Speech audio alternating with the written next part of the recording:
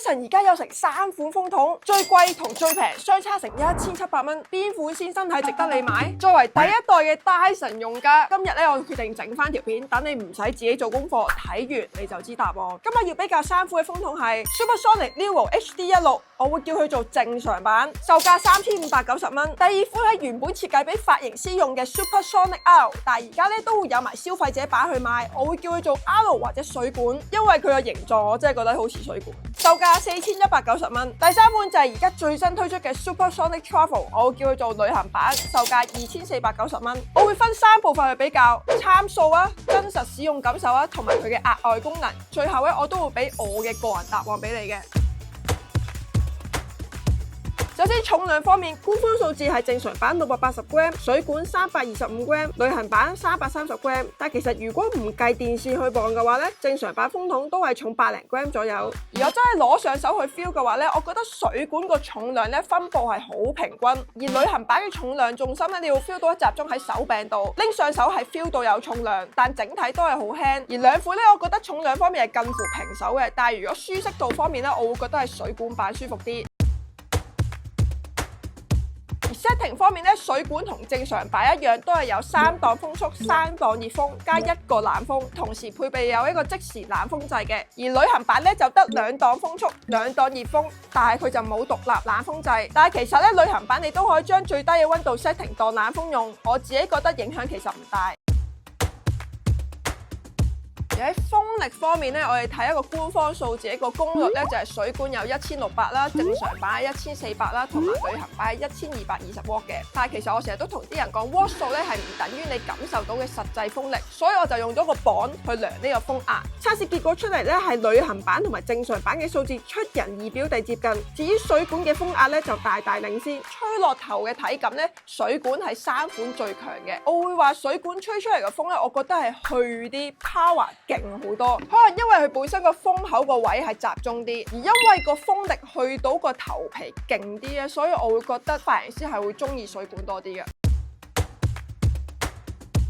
3款咧我都用晒佢最大風同埋最高熱力嘅 setting 去吹同一個頭，咁而時間咧分別係水管係1分21秒啦，正常版係大約1分26秒啦，同埋我哋旅行版係1分35秒，其實都係爭10零秒嘅啫。利申我頭髮非常之少啊，所以分零鐘咧都已經吹乾咗個頭噶啦。而吹完出嚟嘅髮質咧，其實我覺得3款個效果都差唔多，都唔會太乾嘅，咁所以我喺度咧就唔作呢個詳細比較嘅。而喺佢哋嘅配件方面咧，旅行版咧就只有1個風嘴。水管同埋正常版咧都各有5件風嘴，但係要留意嘅係正常版係有埋風罩，而水管嘅消費者版咧係冇風罩，得髮型師版先會有。而3款嘅電視長度咧都係大致相若，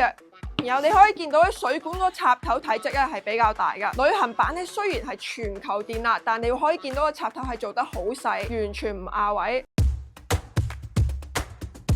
咁嚟到額外嘅功能啦，咁 HD16 正常版咧，佢係多咗一個頭皮嘅保護模式啦，佢係偵測風筒同埋頭皮嘅距離，去自動調節個風速同熱力嘅。咁你可能話哇咁樣咪好麻煩，啲風時大時細，但係你唔使擔心，其實如果你唔中意嘅話咧，佢上面係有個掣，你撳一撳咧就可以熄咗呢個功能，可以自己調節翻個 setting 嘅。而 R 水管咧又會有一個唔同嘅功能，就係當你換唔同風嘴嘅時候咧，即使你都係用同樣 Level 3最大風力，但係出嚟個風量咧會根據你嘅風嘴會唔同。佢咁嘅 setting 嘅原意咧就係針對翻髮型師唔同造型嘅需求去調校嘅。而旅行版額外功能大家都知啊，佢就係100至240V咧全球電壓，無論你去台灣、日本、美國或者其他電壓嘅國家咧，你唔需要再帶呢個轉換器，就咁插落個插頭咧就用得噶啦。好啦，講咗咁多唔同功能同參數，其實每個風筒好似都會有啲唔同喎，係咪聽到頭都大埋呢？嗱，真心其實我覺得作為一個個人普通嘅消費者嘅角度嚟講咧，其實風筒嘅作用咧都係用嚟吹乾個頭，或者有需要嘅時候咧用一個窄啲嘅風嘴去吹靚個造型嘅啫。我覺得真係要夾直夾端嘅話咧，我寧願買多支直髮夾去做啦。旅行版咧就最抵買噶啦，平1000蚊，而且個風力我覺得係絕對夠大風，又輕身又全球電壓。而我短頭髮咧，旅行版1個風嘴咧，我覺得已經好夠做噶啦。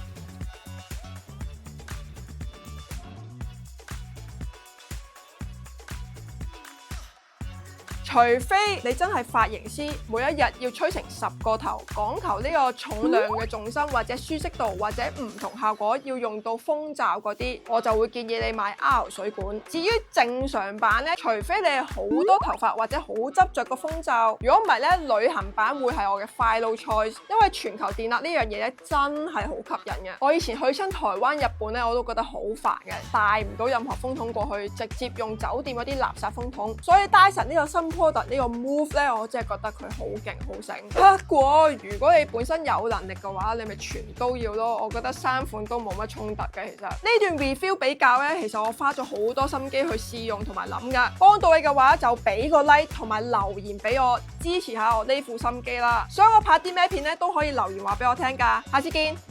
拜。